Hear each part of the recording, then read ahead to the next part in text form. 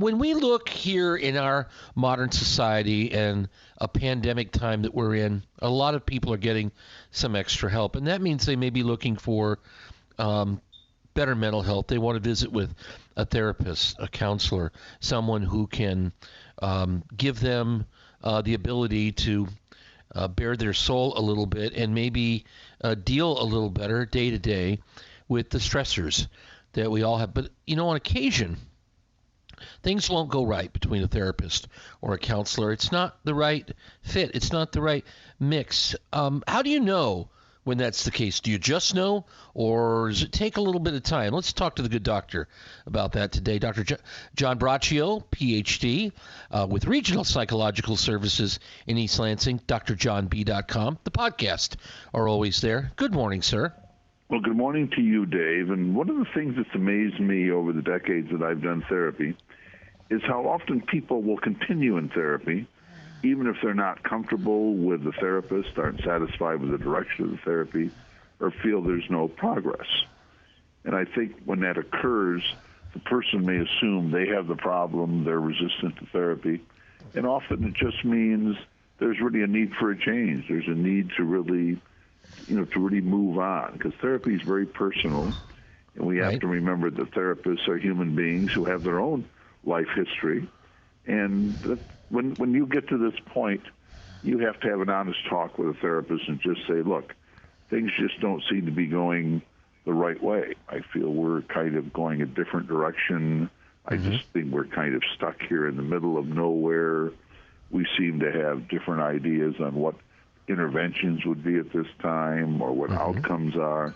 And when that occurs, it's time to either alter the relationship in terms of what's going on, in terms of the therapy, or even to say we've had a good run, but I think we've gone as far as we can. Or sometimes it's just a bad match, and rather than look at yourself as resistant and having a problem, it's just time to move on and find someone that you're more comfortable with. That's all part of life and very acceptable. And I think when that occurs, therapists are more than willing to accept that if the person they're trying to help doesn't see them as helpful, or a person who can really direct them in a positive way or help them in the right direction, then it is time to move on and help them go to the next person, next stage.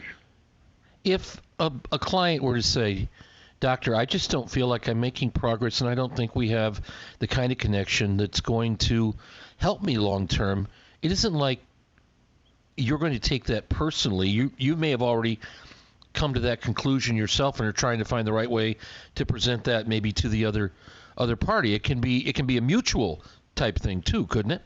Well, absolutely. And there's no reason to take something personally. We try to help the person, in life. Right. And if it gets to the point where something isn't helpful, it's not for the therapist to say, well, I am helpful and I'm critical to your future. That's not the way that it works. The person that's being helped needs to have that feeling, needs to have that connection. If they feel that there's something wrong, then they're not going to be able to be in a good therapeutic relationship if they don't trust, or they don't think the person understands, or they come from an orientation they disagree with. So it's really very important to have that connection. And I believe in the past, I've talked to therapists. I've been in situations where things come to an ending. In fact, after a first meeting, I always will ask a person, are you comfortable? Do you feel that we can work together? I think it's important not to just assume if you meet with someone, just say, well, let's set up our next appointment. I think it's always important to find out from the person if they're comfortable meeting with you. This is just pretty critical. But I'm amazed how many people over the years that I've known, that I've worked with, that have maintained a therapeutic relationship where they really weren't comfortable and they never really had the type of movement they might have had, and they spent money, spent time, and spent even some heartache, even wondering, am I the problem, rather than trying to get into a therapeutic relationship that really works to their advantage, which is really the key to having the therapy in the first place, not worry about the feelings or the direction that the therapist might think. The person has to be willing or wanting to go in a particular direction in order to be helped. Mm-hmm. So what are some of the things that a client would the person who would come to a therapist would start to say, some of the checklists, the boxes that wouldn't get checked, that would be kind of a leading tip-off that this isn't working right? Well, I think one would be, let's say some bad things have happened in someone's past, and the client or patient feels that they've dealt enough of that, okay, and they want to move on. They want to use the past as a gauge, as something useful to use in the present, but they want to now live in the present, move to the future, and the therapist feels that you really need to deal more with these things. The person says, I'm done with that right now. We can come back, but for now, I want to move on. Or if a therapist is pushing someone even to try to go back into a relationship that they feel has more good than bad or could be something worth trying, and the person really isn't ready. They're not ready to do that. They're ready to talk about it. They're ready to sort about things out, but they're not really ready to move into something. Another one can be an outcome. Another outcome like go tell that person off and let them know what you think, and then you will be free of that situation. The person may not be ready to do something like that. So there are times that people are not looking for an action plan or for someone to tell them what to do, okay, which is, of course, not the job of the therapist anyway.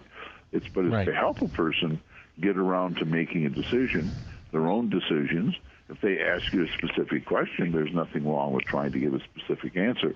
But overall, the progress, the movement that a person makes has to be based on what they feel they are comfortable with doing. I think that becomes a key thing. Now, there could be a time where a therapist feels that things are going the wrong direction and it's not helpful, and that it would be useful for the person to find someone more aligned with the direction that they feel the therapy would be right for them. It's really a mutual kind of a thing. There's no such thing as a one size fits all, and it can go either way. But again, I think, as I have told many persons, that if you're not comfortable in a relationship, don't think it's going the right way, you don't like the direction, then it is time to talk with the person and to either get things aligned appropriately, or it's time to move on and find another person, or even to end therapy and launch forward and sort out what you can do on your own at that time. That's going to happen eventually anyway.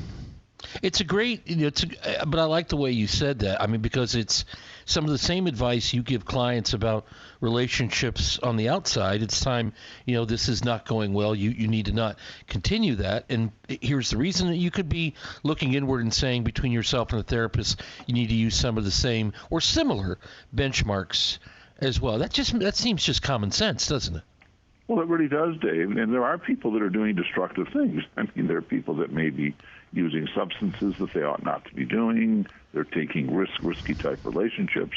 And I think it is incumbent on a therapist to give advice like these can lead to problems and they can be dangerous. Now, if the person says, hey, I'm going to do these things and I want to do them, and I want you to just listen to me and maybe give me a little advice one way or the other, the therapist might not be comfortable with that and say, well, look, you need somebody who's going to have a whole different view. I'm just not comfortable with risky type behavior that you're trying to do. I feel that the advice I give is going to be contrary to what you want.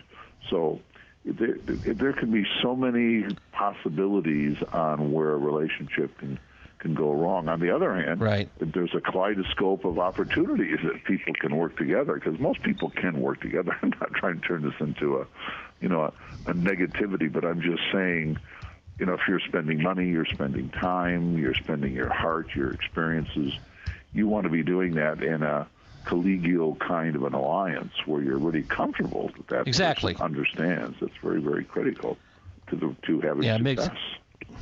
Yeah, and don't get the wrong idea. Don't think we're saying, well, it's good to therapists shop and hop from one to the other.